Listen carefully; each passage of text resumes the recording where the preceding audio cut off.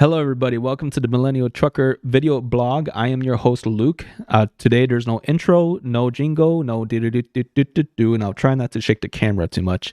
I wanted to tell you something that may be a little bit more relatable to somebody who's not into trucking right now, but you're thinking about going into trucking. And I wanted to tell you my story about how I was feeling where I was before I got into trucking.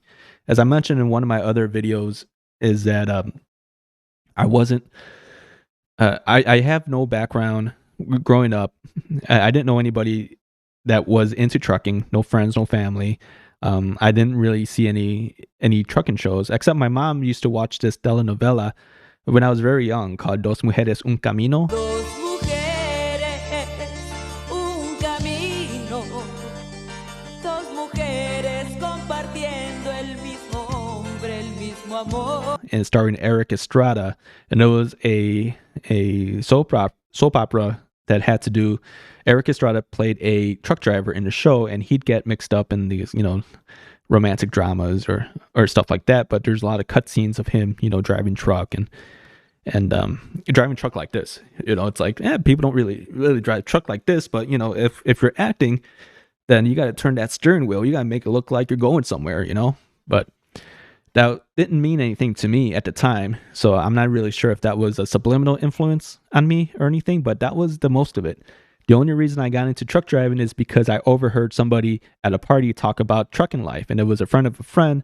We were in a band opening for their band at a party. It was a great time. It was a great time in my life, and at the time, I really listened. I really listened to what he was saying. And like I said, it was just overhearing. I wasn't talking to him, but my brain's like, you know what? You should take in this information. Maybe this is a seed that you'd want to plant in your head, and a seed it was, because for the next month I was sort of doing research, sort of seeing what trucking life was like. I even saw the movie Convoy for the first time, and I'm like, this is pretty good. This is even though it's not like a realistic depiction of trucking, but it did excite me.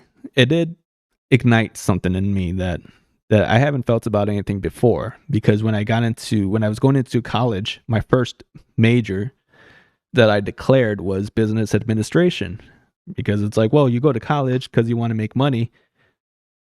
That's what I've been told, so I'm like, oh, business. I'm going to do business until I make money, make fat stacks of business money, because I'm going to be businessing a lot, and my big pile of money should be like this. And, everybody will be applauding me. You will be so proud because I businessed. I took that first business law class, and I'm like, this isn't for me. Like, I can't understand these people, so that wasn't something that I expected. I didn't expect that roadblock, I'm like, okay, well, maybe and that's where I got into the path of changing majors. There's a very common thing, super common thing, amongst millennials. And I want to let you know that's where I was. My last major that I meekly declared was nursing, because the only reason I got into that was because I looked up on the internet on I think Google was still the main player on the block, but I want to say I was on Alta Vista, and I typed in who these careers in demand that I could take right now. But that's a 2-year course. I didn't have 2 years to spend on a nursing degree or to go into a program that my heart wasn't fully into. And that's the thing with nursing. It's like, you want to be into that. You don't want to do it just for the money, and because, like, you're dealing with people, like you're dealing with somebody's mom or somebody's kids, and I didn't have that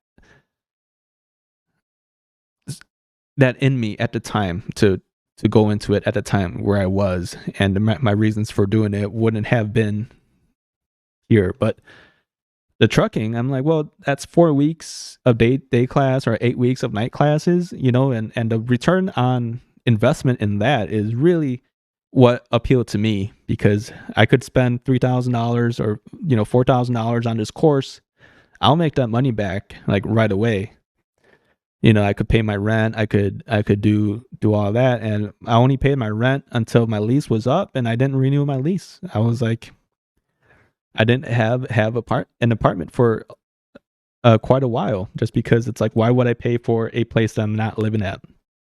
And I was single at the time, and that's probably the best time to get into it, is like when you're single, because it's a little tougher when you have a family. Definitely doable, but you don't have the same freedom that you would. And I'm just telling you this because this is my experience. I was single, so I was free, more or less free to do things like that, and to not worry about where I'm going to take my home time. And the cool thing about that is that I found out going into trucking is that I could take my home time anywhere. It doesn't have to be, as long as it's like where the range of where your company operates. If you want to see a concert in Tennessee, or go to visit somebody in Texas, or whatever, then that's definitely doable. You can visit friends and family if you have them spread apart everywhere. And so let's call that was a desperation move in my part, where I'm like, I got to find something quick, and I found this, and it excited me, but it still felt like something that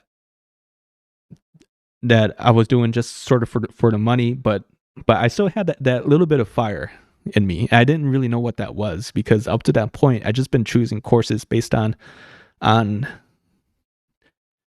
much money I can make. Now it annoys me now when I hear people talk about, like, oh, how much money is in that? When students are going into college, and they choose something that they're very passionate about, and a lot of people are still in that mindset, that boomer mindset. I'm like, how much money is in that? Just how about, how much passion do you have for that? And that fire, it was so foreign to me that I didn't even acknowledge it. So I went into trucking thinking like, well, I'm gonna continue going to school, take college courses online, and to get a degree or whatever. And then that's, after I get my degree and whatever, that's what I'm gonna do. And that didn't happen. I never took online classes, because I went into, I got my CDL.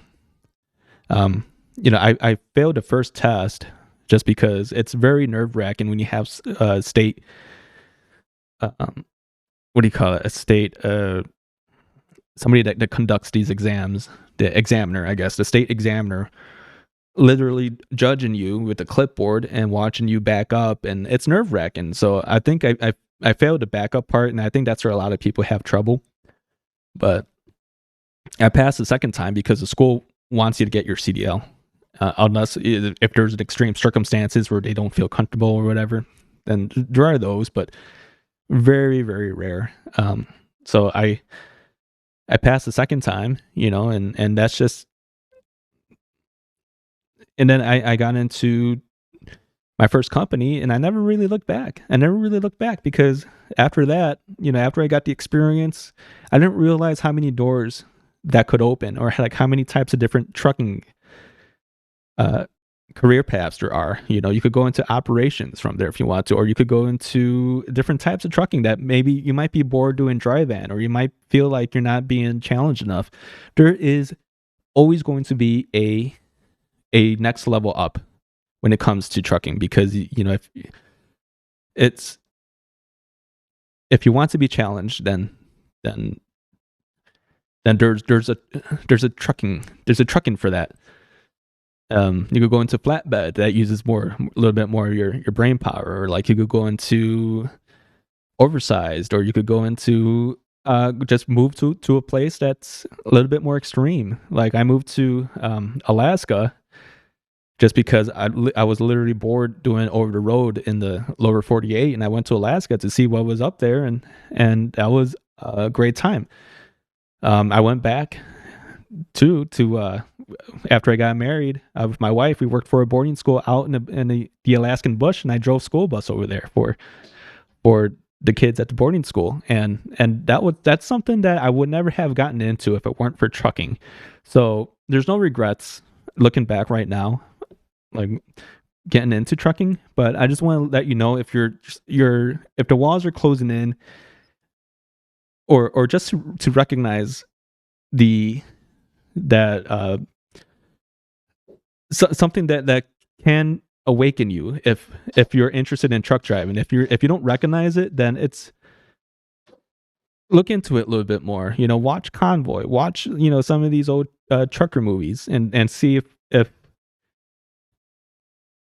it interests you. So if you I guess that could be a little bit of a litmus test to see that if it's interesting. If Convoy gets you excited, then that's probably a sign.